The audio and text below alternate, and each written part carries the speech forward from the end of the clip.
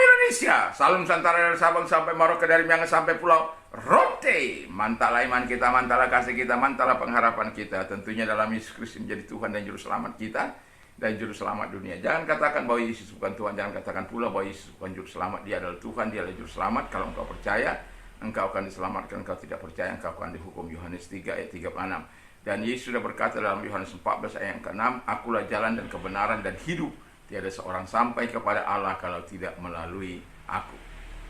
Dan juga Rasul Petrus mengatakan dalam Kisah Rasul 4 ayat 12, dan keselamatan tidak ada dalam siapapun juga selain dalam Dia, Yesus Kristus. Karena di bawah kolong langit tidak ada nama lain yang diberikan kepada manusia yang olehnya kita diselamatkan.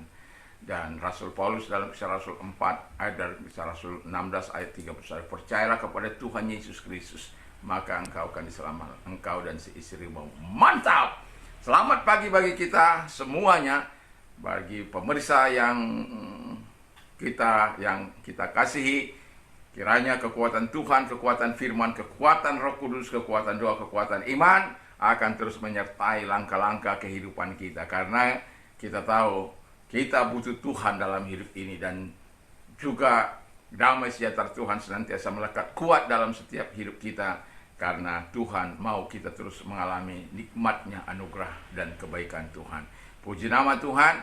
Dan sebelum kita mendengarkan firman Allah di pagi ini, walaupun nanti ini agak terlambat karena baru pagi direkam, jadi oleh karena tadi malam saya terlalu lelah dan tidak bisa rekaman. Dan puji nama Tuhan, mari kita berdoa. Terima kasih Tuhan, apapun menjadi pergumulan dari para audiens kami dengan segala situasi yang mereka alami, keadaan yang mereka alami, Engkau Tuhan yang menjadi penolong mereka, pembela mereka, sehingga mereka tetap bertumbuh dalam Engkau. Ketika kami mendengarkan firman Allah, Tuhan menguatkan kami sehingga kami tetap berada di dalam anugerah-Mu. Dalam nama Yesus, haleluya, amin. Puji nama Tuhan, di pagi ini kita ingin saya akan menyampaikan firman Allah kepada kita di dalam yang terdapat dalam Filipi 4 ayat 4 sampai dengan 6. Di situ dikatakan bersukacitalah senantiasa dalam Tuhan. Sekali lagi kukatakan bersukacitalah. Hendaklah kebaikanmu diketahui semua orang, Tuhan sudah dekat. Hendaklah kamu jangan khawatir. Hendaklah kamu jangan khawatir tentang apapun juga, tetapi nyatakanlah dalam segala hal keinginanmu kepada Allah di dalam doa dan permohonan dengan ucapan syukur. Haleluya. Sekali lagi saya berkatakan, dan biarlah kita menikmati firman Allah ini dan memperkatakan firman Allah ini, karena ini penting bagi kita sehingga kita melakukan apa yang diperintahkan Tuhan kepada kita. Dikatakan bersukacitalah senantiasa dalam Tuhan. Sekali lagi kukatakan bersukacitalah. Hendaklah kebaikan hatimu diketahui semua orang, Tuhan sudah dekat. Janganlah hendaknya kamu khawatir tentang apapun juga, tetapi nyatakanlah dalam segala hal keinginanmu kepada Allah di dalam doa dan permohonan dengan ucapan syukur. Haleluya. Sekali lagi, supaya semakin mantap kita mendengarkan perintah Tuhan, apa sih yang diperintahkan Tuhan kepada kita, sehingga satu demi satu, walaupun ini saya bawakan pagi dan sore, bagaimana judul kita mengikuti perintah Tuhan. Sekali lagi saya katakan, bersukacitalah senantiasa dalam Tuhan. Jadi kita bisa berulang-ulang mengatakan bersukacitalah senantiasa dalam Tuhan, bersukacitalah senantiasa dalam Tuhan, bersukacitalah senantiasa dalam Tuhan. Sekali lagi kukatakan bersukacitalah, sekali lagi kukatakan bersukacitalah, dan itu akan terus mengiang-ngiang di telinga kita. Oh, Tuhan memerintahkan saya untuk bersukacita, kan gitu ya. Dan kemudian hendaklah kebaikan hatimu diketahui semua orang. Hendaklah kebaikan hatimu diketahui semua orang. Oh, berarti Tuhan ingin saya berbuat baik, kan gitu. Haleluya. Atau Tuhan sudah dekat. Oh, Tuhan ternyata sudah dekat. Jadi janganlah hendaknya kamu khawatir tentang apapun juga, tetapi nyatakanlah dalam segala hal keinginanmu kepada Allah di dalam doa dan permohonan dengan ucapan syukur. Oh, berarti ada Tuhan saya tidak inginkan saya tidak bersyukur pada tidak Tuhan tidak menginginkan saya khawatir. Tuhan menginginkan saya berdoa, bermohon kepada Dia, mengucap syukur. Wow, itu. Jadi dapat kita simpulkan bahwa ketika kita memperkatakan firman Allah, kita akan merekam apa yang diperintahkan Tuhan sehingga kita bisa melakukannya dalam kehidupan kita. Jadi tema kita mengikuti perintah Tuhan. Jadi kalau kita mengikuti perintah Tuhan, Tuhan akan menggenapi apa yang dikatakannya. Yang pertama dikatakan, mengapa kita harus melakukan apa yang dikehendaki Tuhan, melakukan perintah Tuhan, karena itu akan membawa manfaat dalam kehidupan kita, sehingga perintah itu harus kita kerjakan. Perintah yang pertama dikatakan, bersukacitalah senantiasa dalam Tuhan. Jadi kalau Tuhan berkata bersukacitalah senantiasa, memangnya gampang. Nah, bagaimana kalau saat kita keadaan susah, bisa kata kita bersukacita? Bisa, ya. Pak Pendeta bisa-bisa saja. Ya, saya katakan seperti contoh, ya, ketika saya kehabisan semua, ketika manusia-manusia jahat itu menjara isi rumah saya, tidak satu pun tersisa di rumah saya itu. Tidak satu pun. Yang tersisa itu hanya barang-barang. Oh, ada tersisa itu tempat tidur yang sudah dirobek-robek. Ya, hanya itu, karena mereka tidak bisa keluarkan, karena yang romansnya itu bisa diangkat mereka dari kamar sebelah, yang satu tidak bisa. Itu dirobek-robek, dihancurkan supaya dengan harapan mereka tidak, saya tidak bisa memakainya lagi, ya. Tapi kami masih bisa pakai, kami istilahnya kami bawa kepada tukang yang bisa menjahit kembali itu harganya, tapi tidak seenak ketika kita masih dia dalam keadaan utuh. Yang mau saya katakan adalah bahwa kita harus bersukacita senantiasa, itu perintah Tuhan. Jadi kalau kita bersukacita senantiasa, berarti di dalam sukacita itu kita bisa memuji Tuhan. Di dalam sukacita itu bisa kita berkata-kata kepada Tuhan.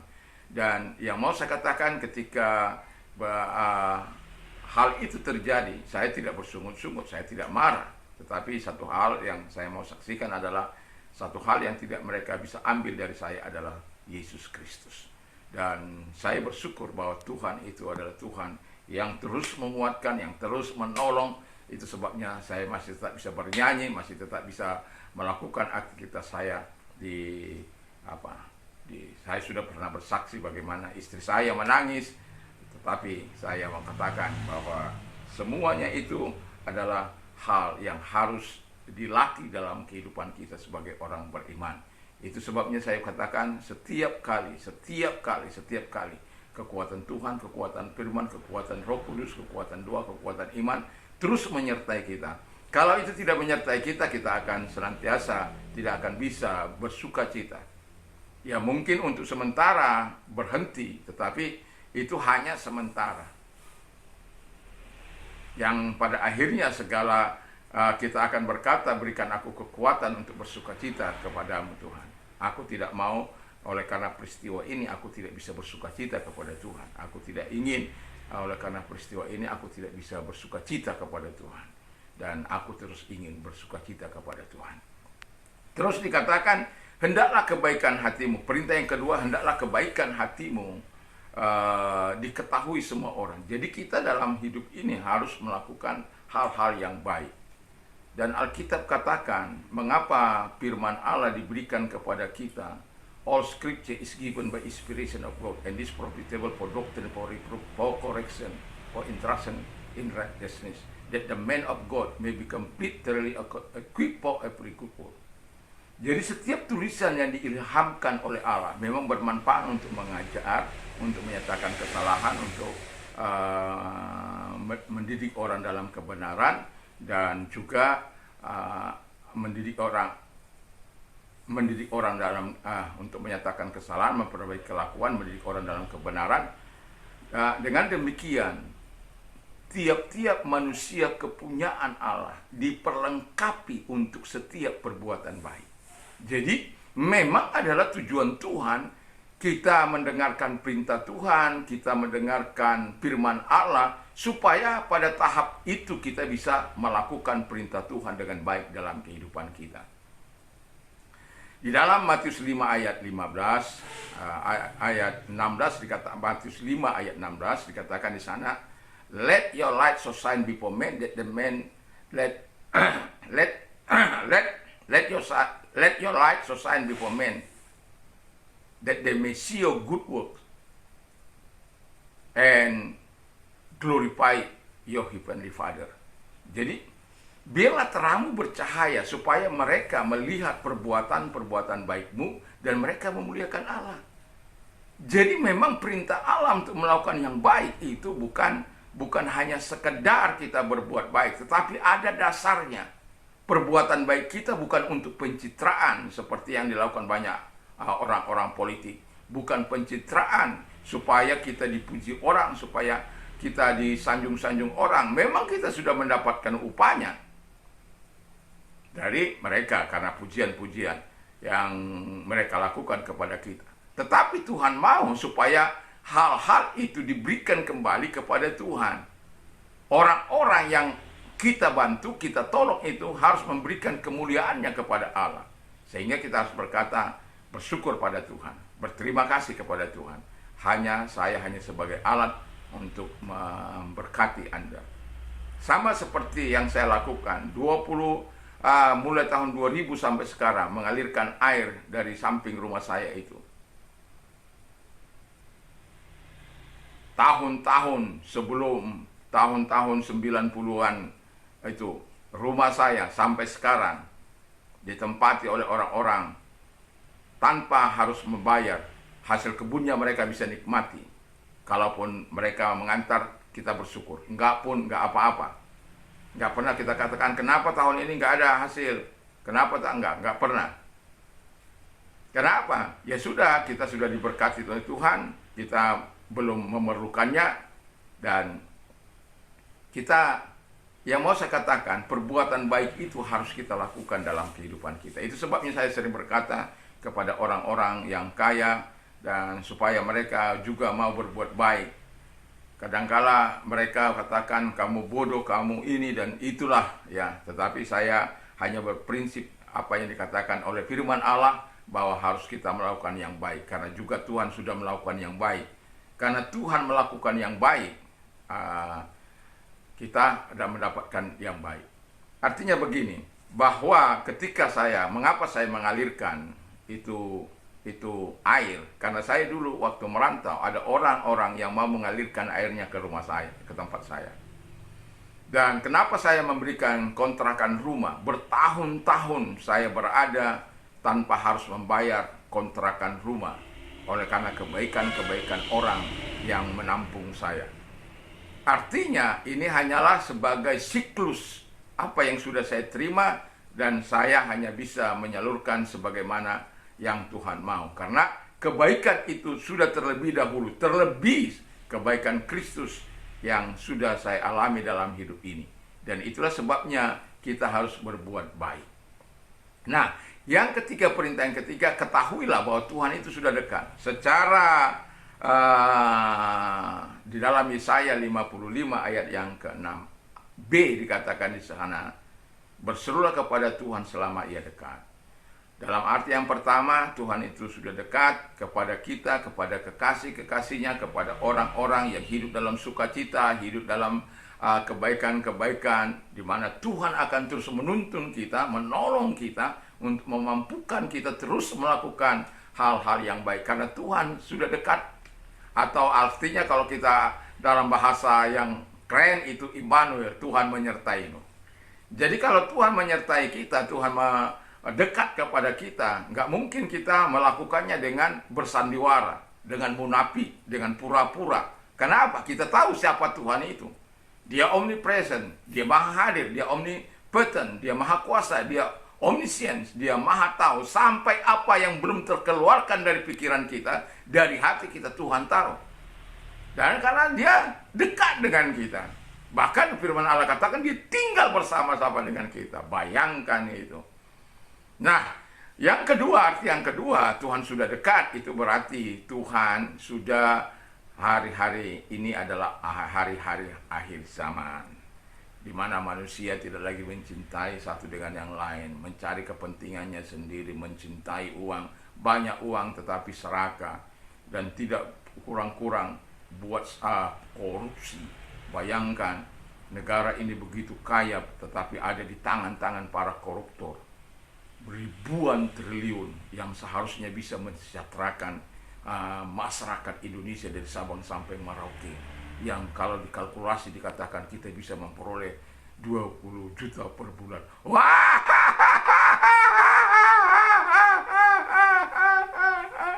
Kalau kita dapat 20 juta per bulan, wah, kita bisa libur-liburan.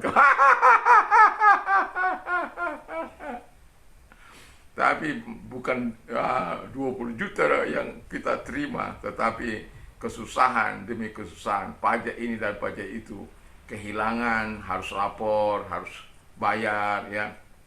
Ini lagi kehilangan KTP, katanya akan didenda, ya, seperti kehilangan paspor.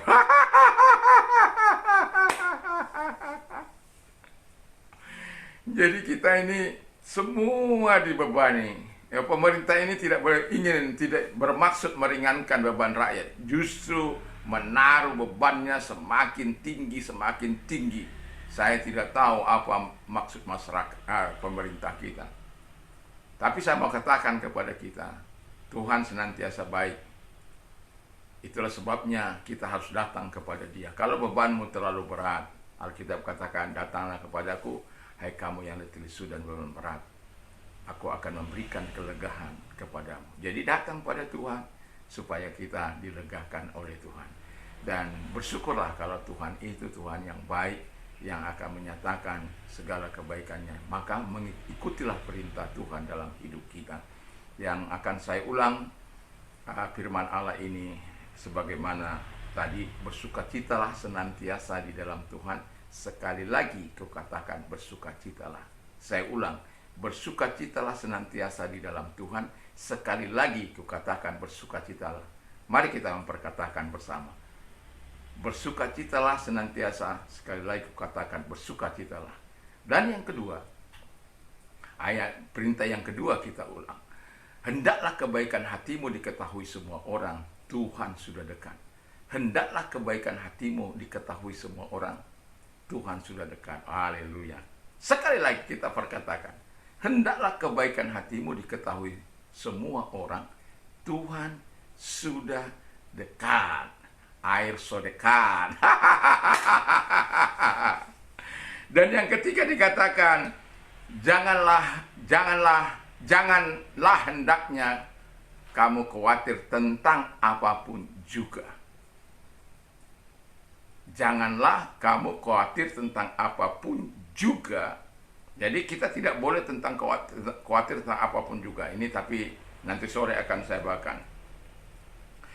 Dan tetapi nyatakanlah segala hal keinginan kepada Allah di dalam doa dan permohonan dengan ucapan syukur.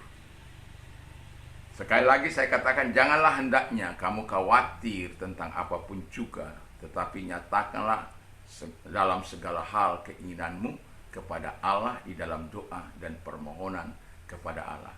Bagian ketiga ini belum, kita skip dulu, nanti sore kita akan mendengarkannya. Kiranya Tuhan Yesus memberkati kita. Teruslah mengikuti perintah Tuhan dalam kehidupan kita, karena ketika engkau mengikuti perintah Tuhan, hidupmu akan diberkati, dipelihara, dilindungi, dijagai, dikawal oleh para malaikat Tuhan. Dan bahkan Tuhan sendiri akan menyertai engkau, dan Dia tinggal bersama-sama dengan engkau. Puji nama Tuhan. Tuhan memberkati. Mari kita berdoa. Terima kasih Tuhan, kiranya Tuhan menolong kami untuk mengikuti perintah-Mu dalam hidup kami, sehingga kami menikmati segala kekuatan Tuhan, segala pertolongan Tuhan, segala pemeliharaan Tuhan, segala hal-hal yang baik di masa-masa sulit sekarang ini. Kami tak bisa menikmati pertolongan dan pemeliharaan Tuhan. Terima kasih, kami bersyukur. Bagi mereka-mereka juga yang mengalami masa-masa sulit, Tuhan kiranya memberkati apapun yang mereka usahakan, mereka kerjakan. Dan kalau engkau sedang sakit, arahkan tanganmu kepada Tuhan. Dalam nama Yesus, segala sakit penyakit yang mereka lihat perintah keluar. Dan oleh bilu Yesus engkau sembuh, oleh kuasanya engkau sembuh. Di dalam nama Yesus. Dan kami juga berdoa Tuhan kepada mereka-mereka yang sedang dalam situasi yang sulit. Di dalam nama Yesus Kristus kami berdoa. Biarlah kasih dan kemurahan Tuhan tetap berlangsung dalam kehidupan kami. Di dalam nama Yesus Kristus. Terima kasih.